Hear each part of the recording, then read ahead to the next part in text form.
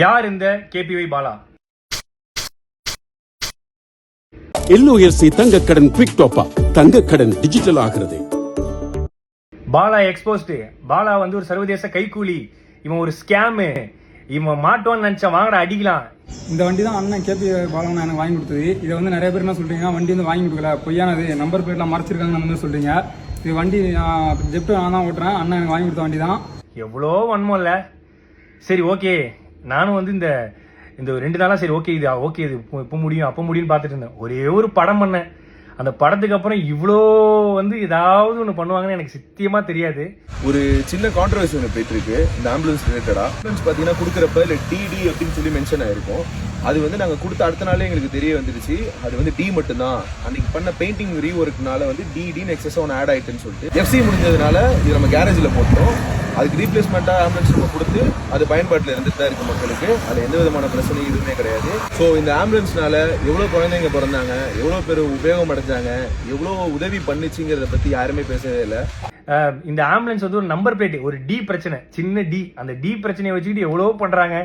இந்த ஆம்புலன்ஸ் மூலியமாகவும் இந்த எத்தனை ஊருக்கு தண்ணி இல்லாத ஊருக்கு தண்ணி கிடைச்சி அந்த ஊர் மக்கள் வாழ்ந்துட்டு இருக்காங்க, எவ்வளோ ஆட்டோ டிரைவர்ஸ் இருக்காங்க. அது மட்டும் இல்லாமல் இந்த ஆம்புலன்ஸ் எவ்வளோ பேர் பொழைச்சிருக்காங்க இந்த ஆம்புலன்ஸ் சர்வீஸ்ல.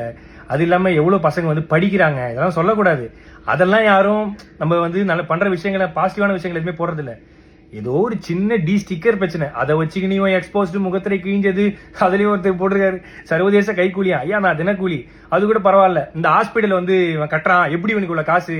ஏங்க நான் ஈவென்ட் போறேன், நான் வந்து ஆங்கரிங் பண்றேன், நான் படம் நடிக்கிறேன், ஆட் ஷூட் பண்றேன், அதை தாண்டி நான் ஃபாரின் ஈவெண்ட்ஸ் போறேன். இதுலயும் வந்து இவருக்கு ஃபாரின்ல இருந்து யாரோ காசு தராங்க. யாருங்க காசு தருவா அந்த காலத்துல? என்கிட்ட ட்ரஸ்ட் கிடையாது, என்கிட்ட எந்த விதமான கிரவுண்ட் பண்ணி ஆக்டிவிட்டிஸ் பண்ற எதுவுமே கிடையாது. நான் சொந்தமா சம்பாதிக்கிறத மட்டும் தான், நான் டே நைட்டா ஓடி சம்பாதிக்கிறதா பண்றேன்.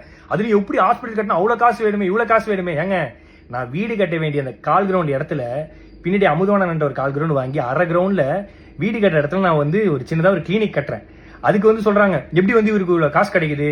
ஏங்க இதே நான் வந்து ஒரு 1.5 கோடி ரூபாய்க்கு லக்ஸரி காரும் ஒரு அடுக்குமாடி வீடும் கட்டியிருந்தா உனக்கு எந்த பிரச்சனையும் வந்திருக்காரு நிறைய பேர் சொன்னாங்க. பட் அந்த அடுக்குமாடி வீடுக்கு பதிலா அந்த ஹாஸ்பிட்டலும் இந்த லக்ஸரி காருக்கு பதிலாக ஆம்புலன்ஸ் வாங்கணும்னு நினைச்ச ஒரு விஷயத்தினால இவ்வளோ பிரச்சனை வருது. இப்போ கூட நான் வந்து எதுக்கு இந்த வீடியோ போறேன்னா, சரி ஓகே நேற்று இது முடிஞ்சிடும் நினைச்சேன். பட் இல்ல, இது வந்து முடிகிற மாதிரியே இல்லை. ஸோ அதனால தான் வந்து ஏன்னா நம்மளுடைய பேரை வந்து மக்கள் கிட்ட கலங்கடிக்கணுங்கிற ஒரு விஷயத்துக்காக இவ்வளவு விஷயங்கள் நடந்துட்டு இருக்கு. பரவாயில்ல.